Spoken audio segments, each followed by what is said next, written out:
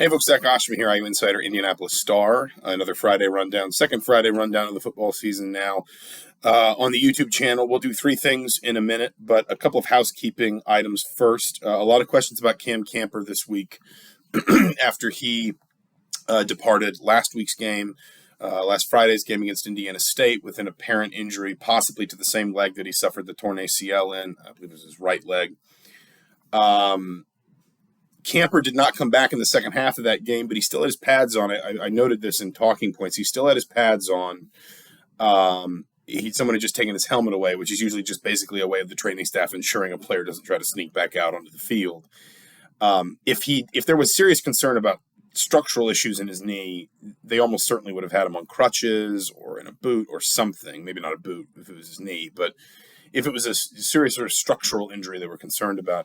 And Tom Allen has really taken to not giving injury updates anymore. He just sort of defers to the Big Ten's new availability reports, which drop about 2 hours before kickoff on Saturdays or on game days. But he did say Thursday, I did manage to kind of sort of squeeze out of him that the Camper, I think in his words, had a good week of practice. So that at least suggests that Camper is still active. Will he play this weekend? We don't know. We don't know anything on E.J. Williams yet. But at very least, it sort of suggests Camper's not out for the season or possibly any sustained length of time.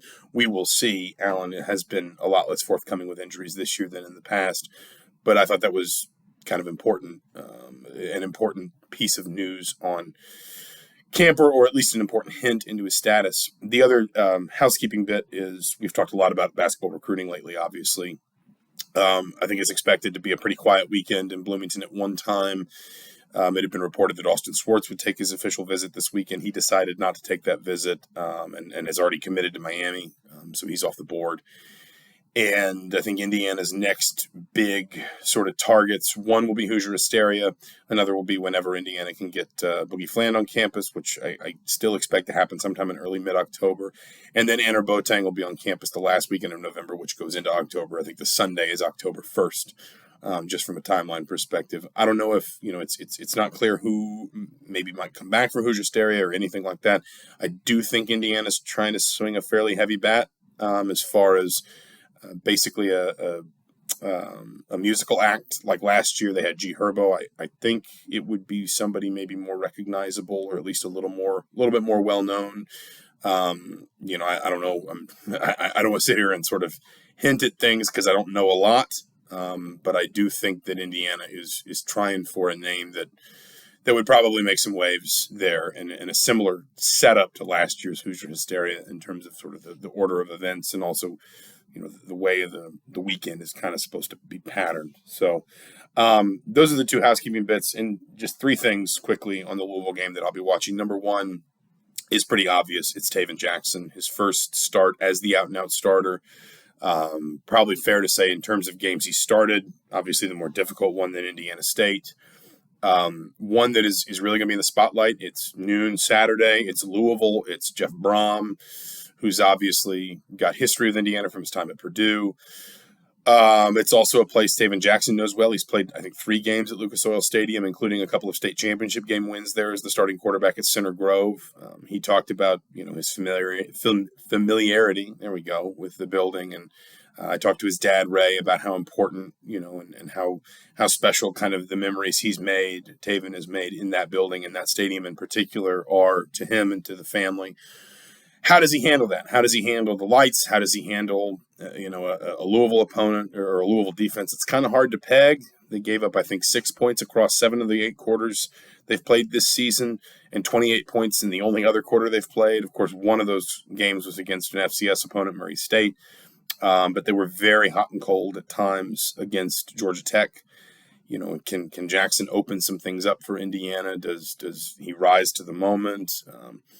As a young player, can he take a lot on board? Of course, that was Lucas Oil Stadium was the site of Michael Penix's sort of coming out party as Indiana started through for 326 yards and a 10-point win over Ball State to start the 2019 season. And Indiana will hope maybe Taven Jackson's got a similar performance in him. But number one, for what I'll be watching this weekend is just, basically how a young quarterback making his, I think it's fair to call it sort of his first true start, if you want to say, in the sense that he knows he's not going to be rotated. He knows that the job is his. He's won it.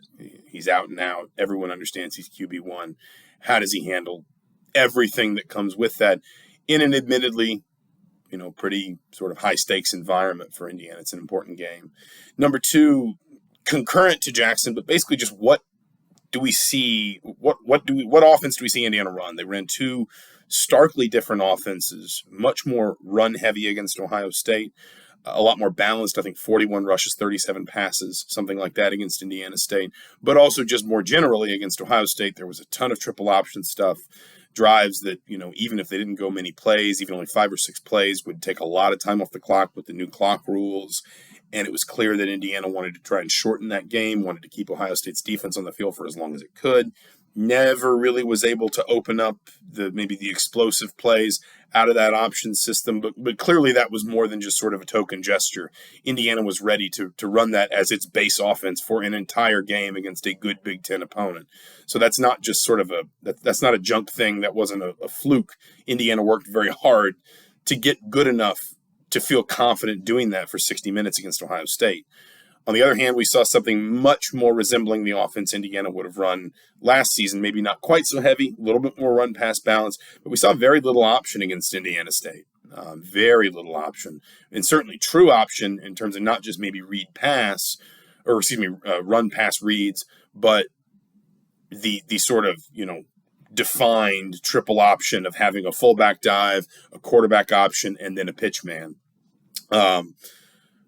I think the thing that may be weighing on Jeff Brom's mind the most from an offensive or a defensive perspective, I guess if you want to look at it from through the Louisville lens this week, is basically just what to prepare for. Because if you think your opponent is going to run the triple in any form, out of any formation, you pretty much have to commit to that in practices. You have to really commit to preparing for a triple option team. You've got to get your scout team really well drilled on how to run it.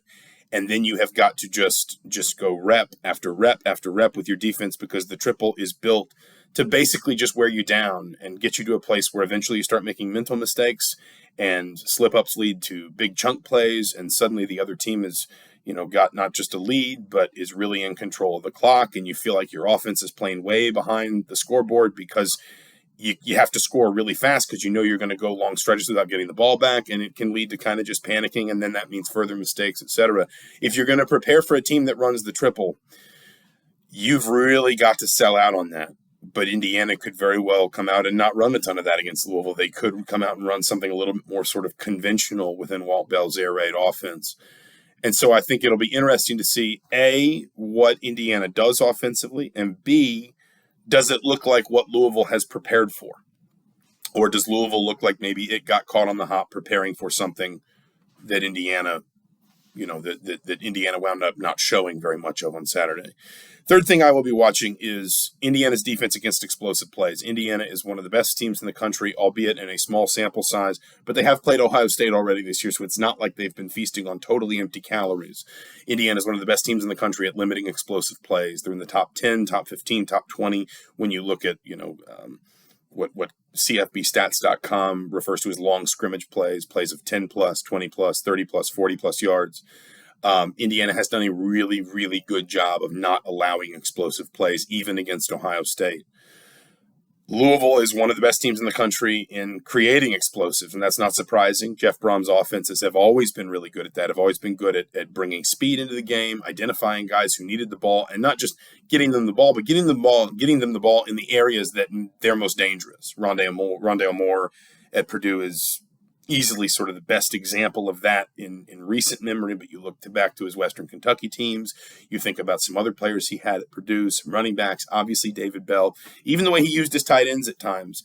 Brom is really good at knowing kind of when and where guys need the ball and getting the ball to them in those key spots.